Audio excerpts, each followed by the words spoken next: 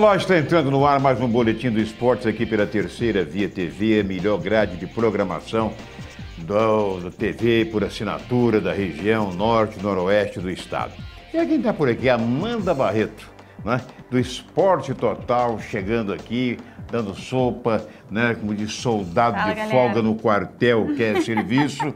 E vamos trazer, não pode deixar passar a Amandinha aqui, principalmente depois que o Vasco da Gama dela, que o nosso Vasco da Gama conseguiu manter aí os 6 ou 7 jogos sem perder para o Flamengo, né, Amandinha? A gente só ganha do Flamengo, Bom né? você estar aqui.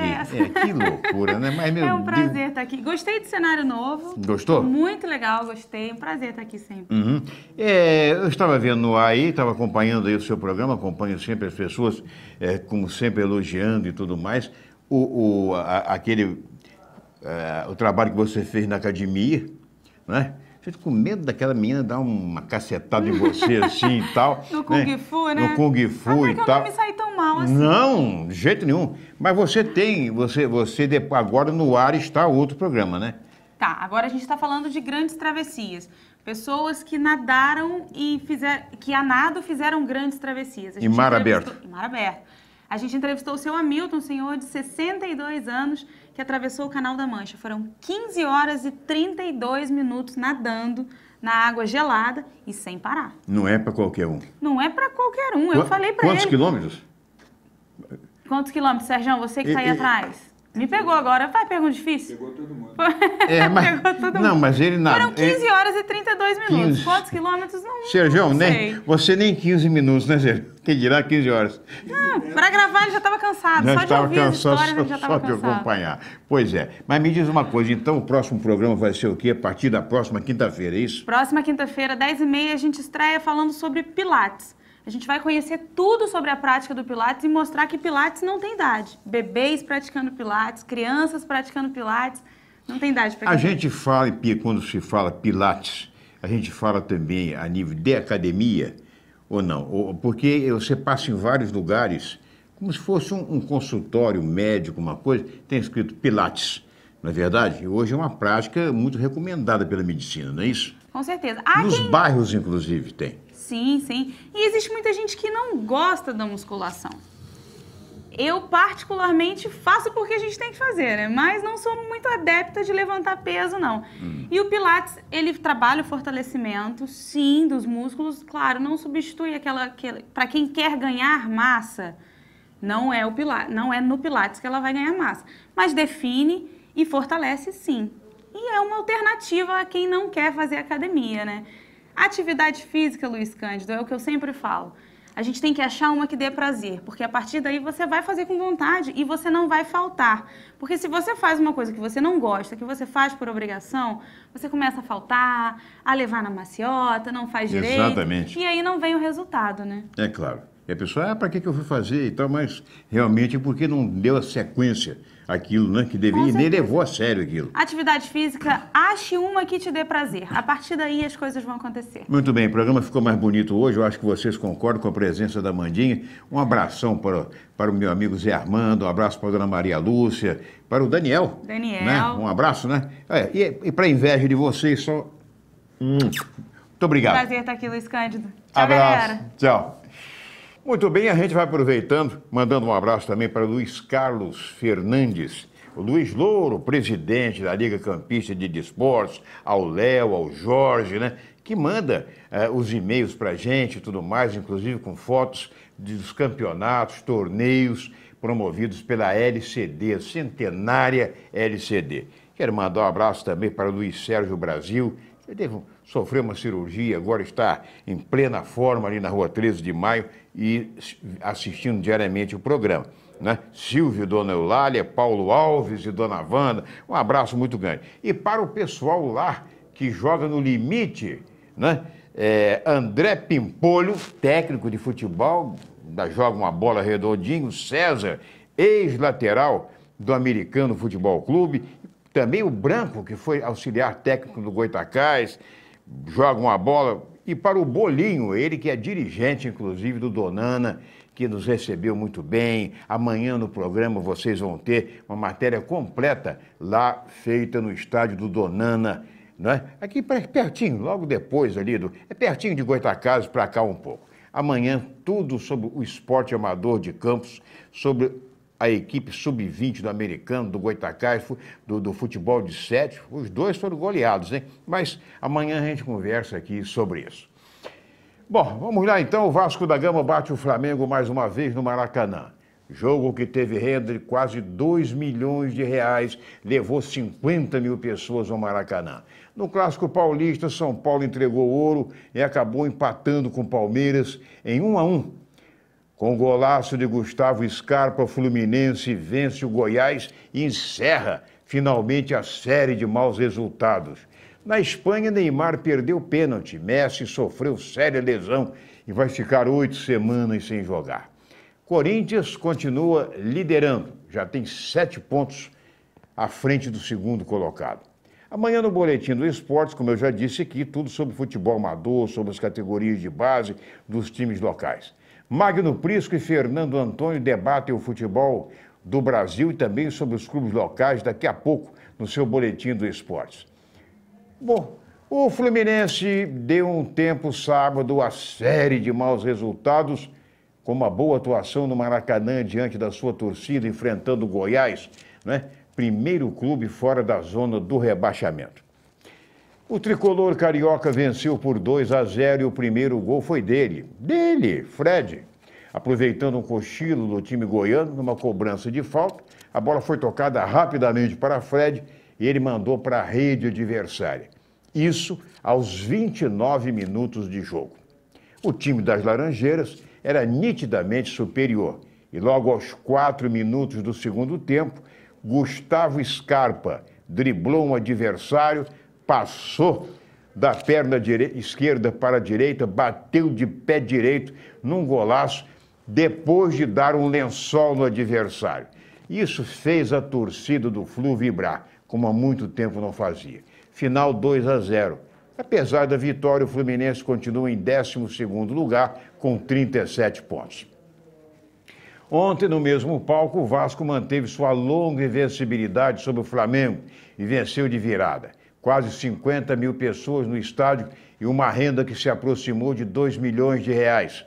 O Flamengo começou na frente. Emerson Sheik, aproveitando uma confusão na área do Vasco, fez 1-0 para o Flamengo, logo nos primeiros minutos.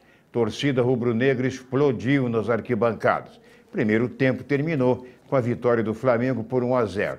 Mas o jogo se mostrava equilibrado e disputado com muita raça pelas duas equipes. No segundo tempo, Emerson cometeu uma falta na sua intermediária que o zagueiro Rodrigo bateu com perfeição e empatou para o Vasco da Gama.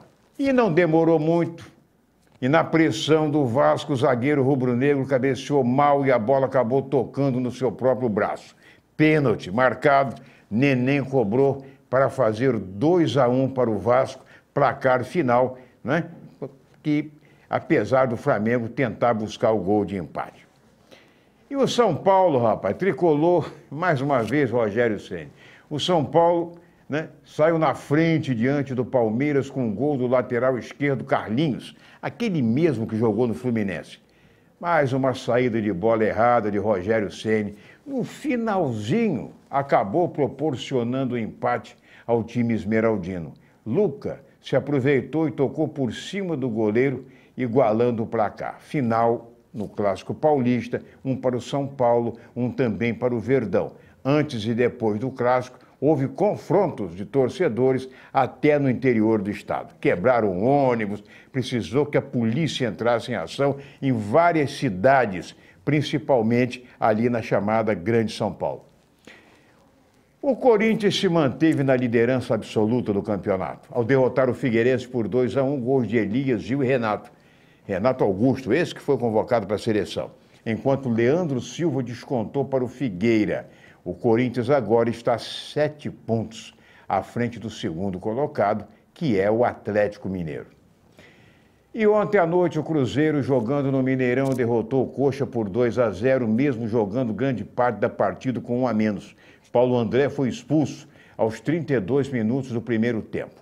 Os gols da Raposa foram marcados por Ceará, um golaço de fora da área, ele deu uma pancada, uma sapatada que eu vou te contar, no primeiro tempo. E o William Bigode no segundo, quando o Coxa mais pressionava. O Atlético Paranaense foi derrotado pela Ponte Preta, né, que vem reagindo no campeonato sob o comando de Doriva. Perdeu por 2-1. Guilherme marcou para o Furacão, enquanto Birubiru, ex-fluminense, fez os 2 gols da Macaca. E em Recife, o Sport derrotou fácil a Chapecoense por 3-0. Gols de Diego Souza, Apodi, Contra e Regis. A Chapecoense continua na zona de rebaixamento. E, finalmente, o Galo Mineiro, vice-líder, ele decepcionou e empatou em 2-2 com o Lanterna Joinville. Olha, foi um jogão, hein? O jogo disputado em Santa Catarina foi um dos mais movimentados e com o estádio lotado pelas torcidas. Pois é, e lembrando que um dos destaques da equipe do Joinville é Marcelinho Paraíba, com 42 anos de idade.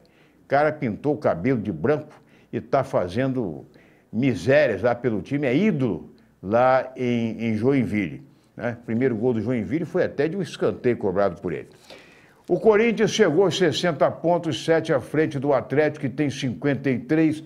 Em terceiro está o Grêmio com 51, fechando o G4, Palmeiras com 45. Em quinto aparece o Santos com 43, o mesmo número de pontos é do São Paulo.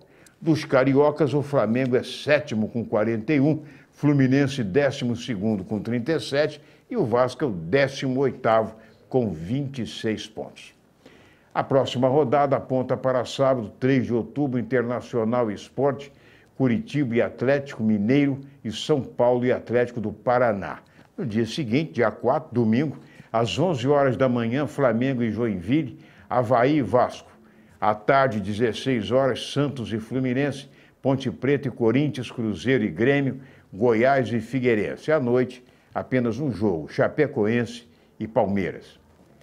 Gente, Neymar desperdiçou pênalti no jogo do Barcelona na rodada de fim de semana pelo Campeonato Espanhol. O time venceu por 1-0, gol de Suárez, mas a nota triste ficou mesmo por conta da contusão de Messi, que logo no começo, ao tentar cruzar uma bola da linha de fundo, chutou prensado com o zagueiro e sofreu uma ruptura dos ligamentos do joelho e vai ficar 8 semanas sem jogar. Isso significa que Neymar vai desfalcar a seleção argentina, que Messi, assim como Neymar também vai desfalcar a seleção brasileira, mas por questões disciplinares. Ele vai cumprir pena de 2 jogos, mas Messi não. Por contusão, ele ficará 8 semanas, né, portanto, 2 meses afastado de qualquer atividade esportiva, né? Então, nos primeiros jogos da Argentina pelas eliminatórias, Messi estará de fora. E o Real Madrid empatou com o Málaga de 0-0, mesmo com o Cristiano Ronaldo em campo. E o Villarreal derrotou o Atlético de Madrid por 1-0, gol do brasileiro Léo Batistão. Pois é, eu vou dizer uma coisa, palavra de honra. É tanto jogador estrangeiro, né, tanto brasileiro jogando no estrangeiro, Léo Batistão, daqui a pouco aparece até Maria Charutão, e ninguém sabe de onde apareceu. Nos outros jogos da rodada, inclusive ontem, esqueci de dizer, o Grêmio derrotou o Avaí, senão o Hernani aqui penaliza a gente, um gremista de 4 costados, derrotou o Grêmio por 3-1, mantendo-se dessa forma no G4, enquanto o Santos não teve muito trabalho para derrotar o Internacional por 3-1. Os gols do Peixe foram marcados por Marquinhos Gabriel, Gabigol e Leandro, cabendo a Valdívia descontar para o Colorado. Lewis Hamilton venceu o GP do Japão disputado ontem em Suzuka. Em segundo lugar chegou seu companheiro Nico Rosberg e em terceiro Sebastian Vettel. Felipe Massa se envolveu no acidente logo na largada e teve que ir para os boxes, perdeu tempo e acabou em 17º. Felipe Nasr teve uma excelente largada, ganhou 4 posições, estava ganhando a 5ª posição, uma belíssima corrida, mas o seu carro pifou o câmbio e acabou abandonando a prova. Daqui a pouco a gente volta com o segundo e terceiro blocos do programa, com também as participações do Fernando Antônio e do Magno Prisco. É rapidinho, não se esqueça. É pá e bola.